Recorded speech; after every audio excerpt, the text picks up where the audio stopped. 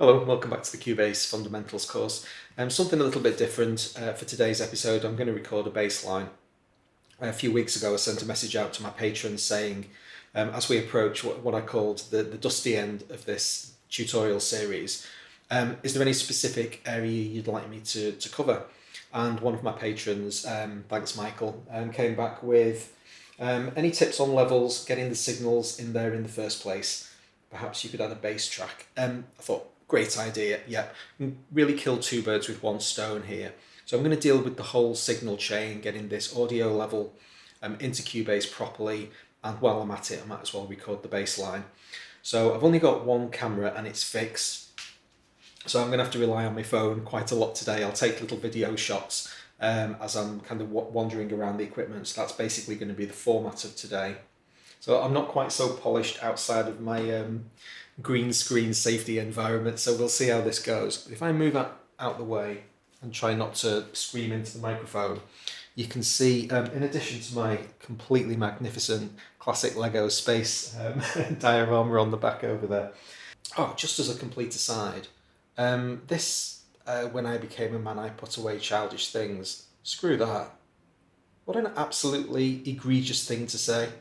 Anyway, so here's cutaway video part one. Out of the bass guitar, into the GT100, out of the GT100 into my effects pedals, and we need to sort all of this out. I'm showing you this because this is the chain. So we need to figure a way to make sure that this chain is clean and healthy at all times. Into the amp. Now, even though all of this is regular guitar equipment, I don't have any dedicated bass equipment at all. I don't care. I think it sounds great. We're going to come out of the amp into the UA aux. So this is a thing that essentially lets this amplifier, which is monstrously loud and would be just completely unusable in a home environment, certainly for recording purposes. You know, if I mic'd it up, I wouldn't be able to do the recording at 6 o'clock in the morning like I regularly do. So I'll go into the aux, and you can see that the aux is set to speakers fully off, so the amp isn't making any sound at all, but it takes all of that lovely warm goodness and it's going to send it into the computer. So here's our interface into the aux, and we'll figure out levels there. We're going to head into the Focusrite. So the guitar in, that black cable there with the little white label on, is the guitar input. We're going to be monitoring that stuff, and then we're going to come out of the Focusrite into Cubase. So we're going to need to work out all of those levels. That's the challenge for today. What I need to do is basically figure out every step of that audio chain. Now, the best I can do from this perspective is show you. I'm basically going to hit a note on the guitar, on the bass, and take a snapshot, because on the UA interface we've got audio levels, and what they're basically telling me is that there's a tiny signal getting into the aux. The bass guitar isn't driving enough signal into the amp. The amp's not got enough to amplify. I need to get a healthier signal into the aux. So I don't want to start with a really thin signal and simply boost the gain on my input device, because then I'm going to have a signal to noise ratio which is all out of whack. There's going to be way too much noise in the signal. So I want to get this coming out of the guitar as healthy as possible. So the first thing to do is turn on the compressor. Now, even though it's a guitar compressor, it does a magnificent job with the bass. It's a CS2, Japanese CS2. So that's added a couple of pips to the monitors. It's still too weak. Next, I'm just going to turn the amp up. Now, when I'm recording normally with a guitar, my amp's set to 3. It's a 100 watt amplifier. It's just absolutely monstrous, but I'm going to turn it up. So that's at 5 now, and it's already starting to sound quite thick. Let's see what that looks like on the device. Yeah, it's getting there. That's within the realms of acceptability. But I'm not going to stop there. I'm going to add a little bit of analog saturation to this sound just to get some extra harmonics going. So that's me turning on my BD2 blues driver and the super overdrive.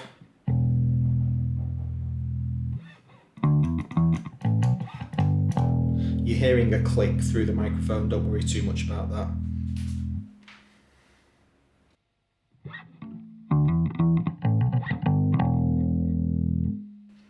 Okay, so we're getting to a decent level. Let's check out my audio on my input.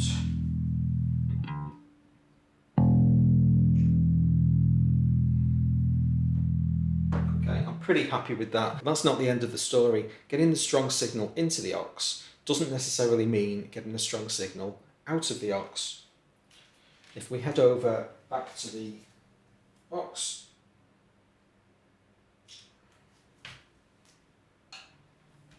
what you saw me just doing there was turn the line out up.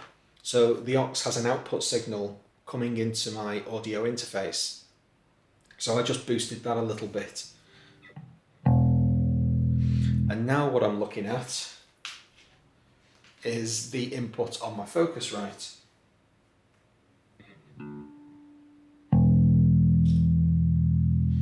So that big hefty green signal that you see above the input jack is telling me that I've got a really nice, clean, healthy signal.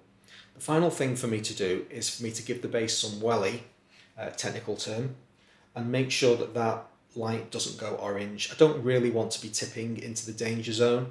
Now, orange doesn't mean clipping, it just means close. It means you're getting into that. I think it's got 6 dB headroom, I'm not absolutely sure. But basically I don't want to get anywhere near orange on the Focusrite, so I'll just, yeah, if I really pluck that hard, I wouldn't have time, it wouldn't be fast enough for me to actually take a picture of it. Tell you what I can do, I'll switch back to video and take a quick shot of that.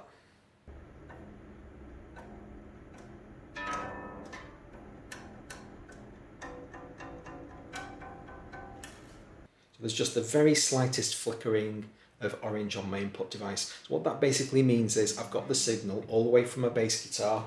It's been boosted a little bit by my pedals to give it a bit of heft going into the amplifier. The amplifier's been cranked, so it's generating a nice big signal going into the aux.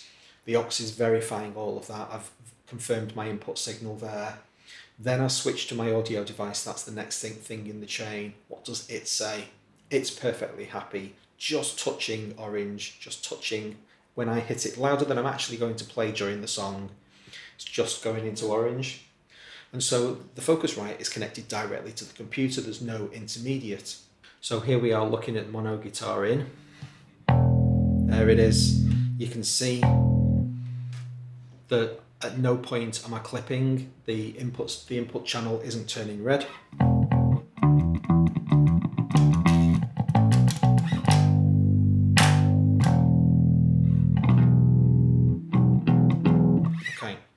That's exactly what I want. A little bit of headroom. We're still not quite at zero, but we're also in absolutely no danger at all. That's all I need. From this point onwards, I can happily record this signal.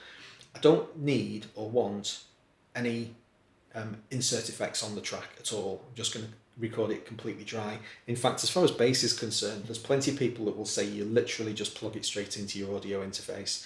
I actually like the sound of that little bit of saturation through the analog pedals and the warmth of the valve amp. I just think it makes my bass guitar, it makes me feel better, it makes me play the thing better, and I like the sound. That's all that matters, you know, but if you want to go direct, that's absolutely fine.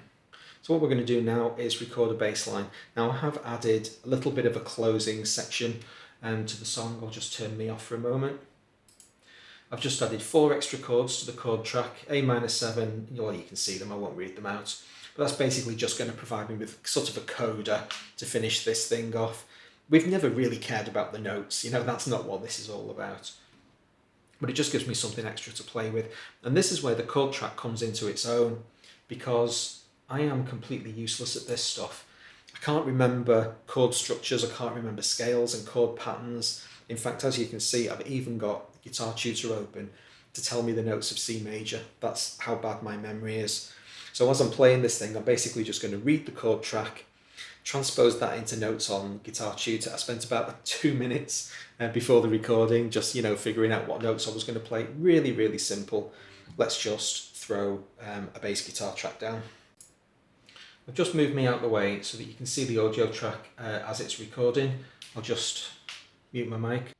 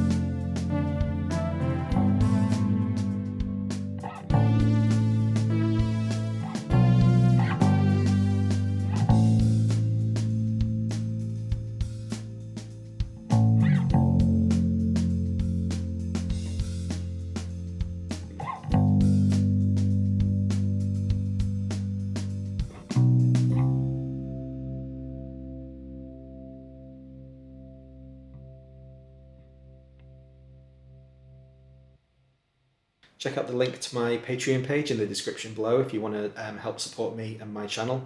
Thanks again to my patrons for their support and backing. I really appreciate it. I'll see you for the next time. Thanks a lot.